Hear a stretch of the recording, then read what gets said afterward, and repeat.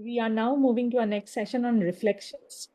So, first, I would like to invite Dr. Rajindra Puri, an environmentalist anthropologist from University of Kent, UK.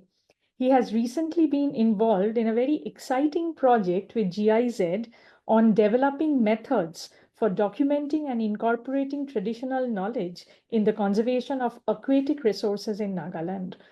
So, Dr. Puri, I invite you to share about this unique project a little bit, the methodology, your observations, and also reflect on the deliberations that have been happening from in this webinar today. So over to you, Dr. Puri.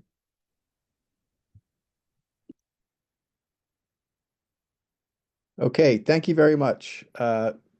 It's a lot to take in in the last couple of hours, and I'm very impressed, obviously, by what everyone has to say, and of course, with what's happening in Nagaland, which I love very much and wish I could spend more time there. I did have the very wonderful privilege to visit and work with GIZ on a project to help conserve aquatic resources across the northeast of India, and especially in Nagaland, and spent time at the Kohima Science College in the community of Poilwa village and in homestays, as well as doing trekking with locally led guides.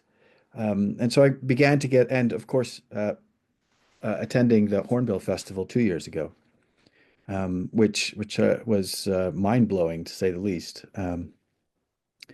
So I've had a little bit of experience in cultural tourism in Nagaland and around the world as well.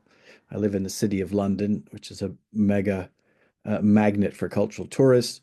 I did my graduate studies in Hawaii, which is very interesting case for looking at international tourism and indigenous people's responses to tourism.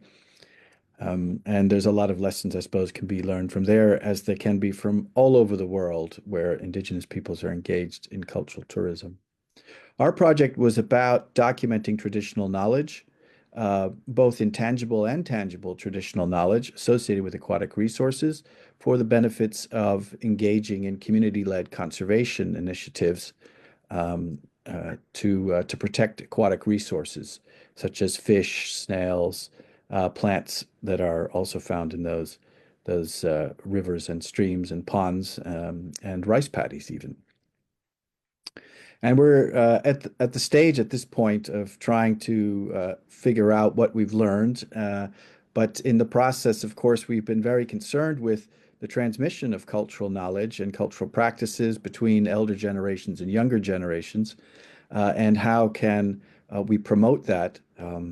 And I think cultural tourism, of course, is an important mechanism for doing that, as we've seen. These kinds of activities that are incorporated into tourist visits, etc., can be both a means to showcase cultural cultural aspects of traditional life, but also a means to transmit those cultural values and practices to the next generation. On reflecting a little bit of what I've heard, and I'm no expert in cultural tourism, but as an anthropologist, I do have some experience thinking about local communities, their relationship to the land, and their relationship to the wider global community. And the concept, which I don't think was mentioned yet, is resilience. That's the thing I wanted to just kind of highlight. The resilience of communities to what is understandably going to be a very complex mix of cultural, economic, and environmental change that we are facing. And pretty much everywhere I've been, tourism is very much dependent on the global economic conditions, not to mention global climate change as we move forward into the future. And more than sustainability, I think, which has conceptually got some problems, as academics will tell you, the concept of resilience, I think, is favored by many now to think about how can we create I don't want to call it an industry, even though, or a sector, or a set of activities that generate income for communities. How can those be more resilient to the kinds of changes that are coming? As we've seen with the international development projects such as planting coffee or cocoa, suddenly you have a global commodities market that impacts a small community in the highlands somewhere in terms of global prices, et cetera. And with tourism, of course, any kind of global event can impact international visitors, especially, but also local visitors. And this wider context that needs to be considered very carefully. There's also the question of the relationship of tourism to other activities in communities, other economic activities. Again, the resilience of the whole community should probably be more than just a dependence on cultural tourism. And that's always a worry where one becomes too dependent on one particular set of livelihood activities. And there's also issues to do with equity, which have been mentioned in terms of benefits for everyone involved. There's also about the representation of culture. Are we representing all aspects of the culture and all kinds of different parts of the culture, if that's of interest? There's the worry about reification, where culture becomes, or cultural tourism becomes, in and of itself,